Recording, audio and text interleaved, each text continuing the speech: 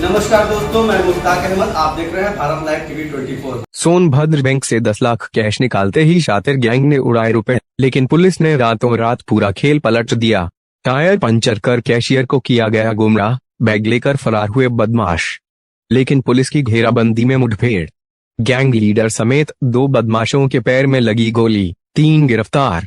मौके से तमंचे, कारतूस और चोरी की रकम बरामद।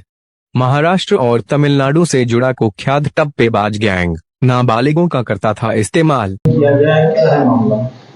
दिनांक 26/12/2025 को थाना रॉबर्ट्सगंज पर एक तहरीर प्राप्त हुई थी, जिसमें बताया गया था कि एक इंफ्रा कंपनी है, उनके अकाउंटेंट और उनके driver bank of Baroda Robertsganj की शाखा से लगभग 10 लाख रुपए नगद कैश निकाल करके वाहन में जा रहे थे। संदिग्ध परिस्थितियों में उनके वाहन की टायर की हवा कम हो गई और टायर पंचर हो गया। जब थोड़ी देर बाद गाड़ी रामलीला मैदान गेट के पास पहुंची तो वहां पे एक अज्ञात व्यक्ति द्वारा कैशियर को भ्रमित किया गया और बोला गया कि आपके टायर की हवा कम हो गई। जैसे ही कैशियर और ड्राइवर इसको देखने के लिए नीचे उतरे, संदिग्ध परिस्थितियों में वे व्यक्ति लगभग 10 लाख कैश लेकर के वहां से फरार हो गए। इस प्रकरण को ध्यान रखते हुए थाना रॉबर्ट्सगंज पर एक अभियोग पंजीकृत किया गया और लगभग 4 टीमें इसमें बनाई गई इस कैश की बरामदगी और आरोपियों की धरपकड़ हेतु। उसी के क्रम में इसमें अलग अलग परिस्थितियों में लोग गिरफ्तार हुए, जिसमें 1 तारीख को थाना रॉबर्ट्सगंज पुलिस ने एक नायडू गैंग है उसका अनावरण किया है, जिसमें एक महिला सदस्य नंदनी और उसके साथ 2 बाल अपचारियों को गिरफ्तार किया गया। इसमें एसओजी टीम द्वारा भी लगातार धरपकड़ की जा रही थी और इसमें सूचना मिली कि दिनांक 1/2 की रात 2026 जनवरी के आसपास ये लोग पुनः जनपद में प्रवेश किए हुए हैं, जिसमें ये पुनः ऐसी कोई घटना कारित कर सकते हैं। तुरंत जैसे ही सूचना पुलिस को प्राप्त हुई, इसमें घेराबंदी की गई, जिसमें 2 अभियुक्त मुठभेड़ में घायल हुए, 1 अभियुक्त को गिरफ्तार किया हुआ है, बाकी 2 अभियुक्त का इलाज चल रहा है।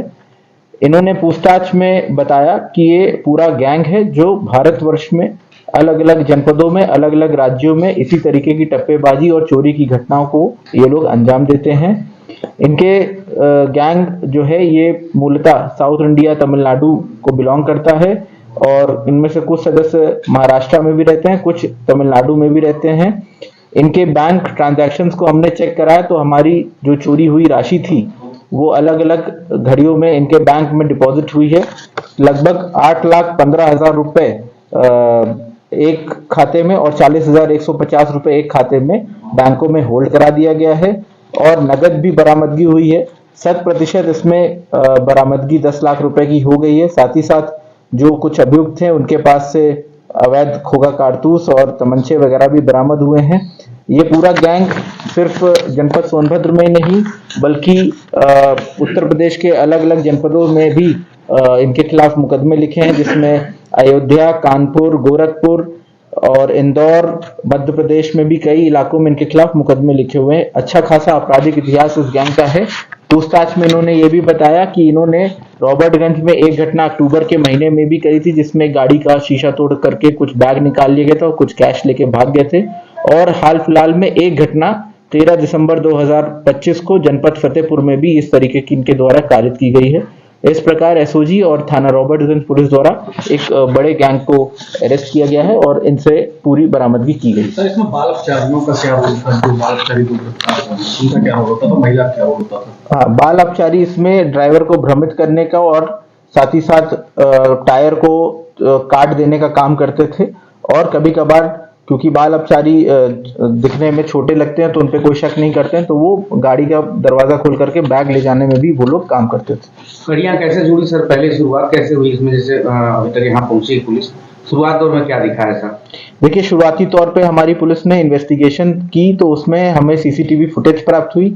सूचना हमको ये भी मिली थी कि फतेहपुर में भी इसमें इन्होंने कुछ घटना कारित की। वहां का सीसीटीवी फुटेज मिलान और यहाँ की घटना का सीसीटीवी फुटेज का मिलान किया गया, टेक्निकल एनालिसिस किया गया, जिसमें ये पाया गया कि कुछ लोग फतेहपुर और यहाँ पे कॉमन आए थे उसके हिसाब से टेक्निकल माध्यम से जब जानकारी एकत्रित की गई तब इसमें ये पता चला कि ये पूरा गैंग है जो साउथ इंडिया को बिलोंग करता है और जगह जगह पे घटना कारित करता है। जितने भी सर गैंग के सदस्य हैं सभी साउथ इंडिया के रहने वाले हैं। लगभग सभी सदस्य वहीं के रहने वाले हैं और इनके जो संबंधित जनपद है जहाँ के रहने वाले हैं वहाँ पे भी इनके लेटर भेजा गया है जिससे इनका आपराधिक इतिहास और अपडेट कर पाए।